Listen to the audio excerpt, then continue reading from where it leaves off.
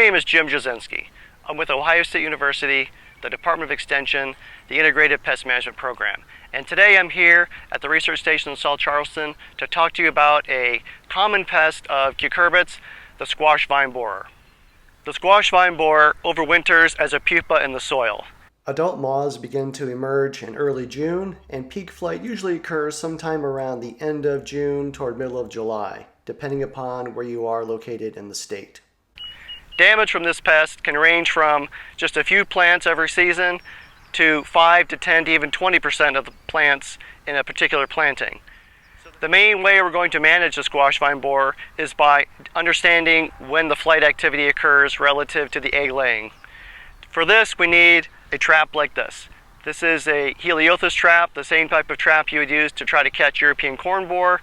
The only difference being that we have a squash vine borer lure in the bottom of the trap, which is going to attract the male moths.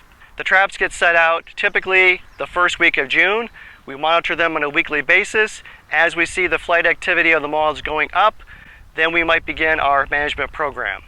To check the trap for squash vine borer, all we do is remove the top portion of the trap and try to count the number of squash vine borer that are inside. To actually take this off, there's a tie in the back that we'll go ahead and undo. There's a Velcro enclosure around the bottom of the trap. We'll peel that off. I like to put a large binder clip on the front so it doesn't come off. Peel this right off, and then typically I'll hold it up to the light and see what's in there. I can see there's a couple of live squash vine borer moths in there right now, so I'm going to go ahead and dump these contents into a plastic bag and have a closer look when everything is in the bag. Be sure to use caution when you're emptying this trap. Sometimes you catch bees and wasps in here and they're a little upset when you try to remove them from the trap. Invert this cone that's in here. Open up the plastic bag. Insert the squash vine borer trap into the plastic bag and then give it a good shake. And the contents should come out.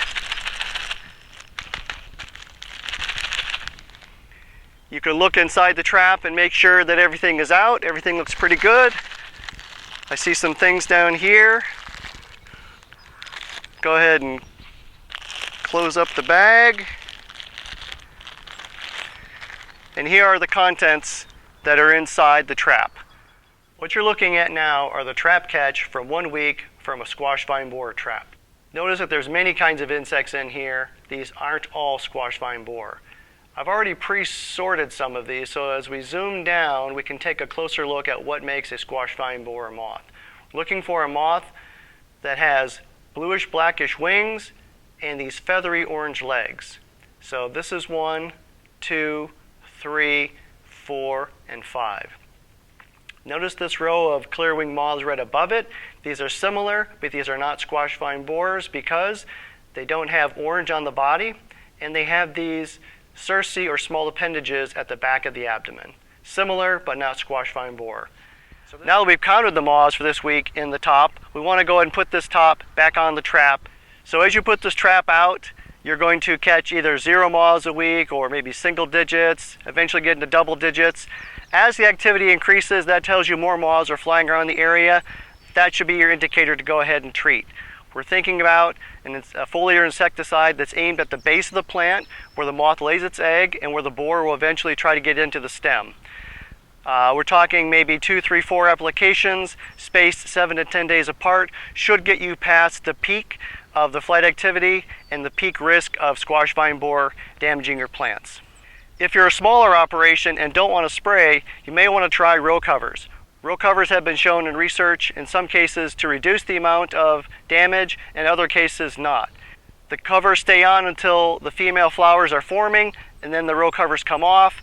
When those covers come off, those plants are then vulnerable to the squash vine borer moth, and we can see damage in those plants.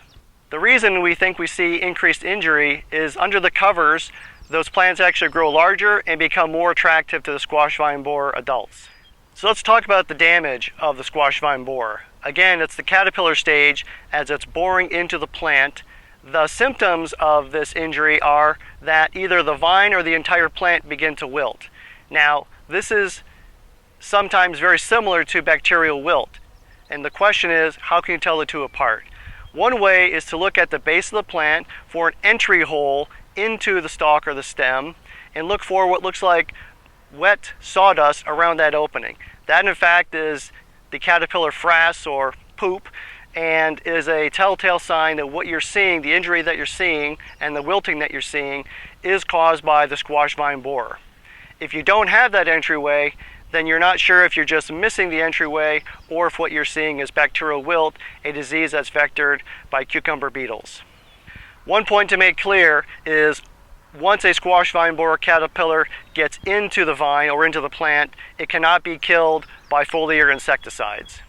That should just about cover all the biology and management information you need to know about the squash vine borer. If you have any questions though, please feel free to contact me.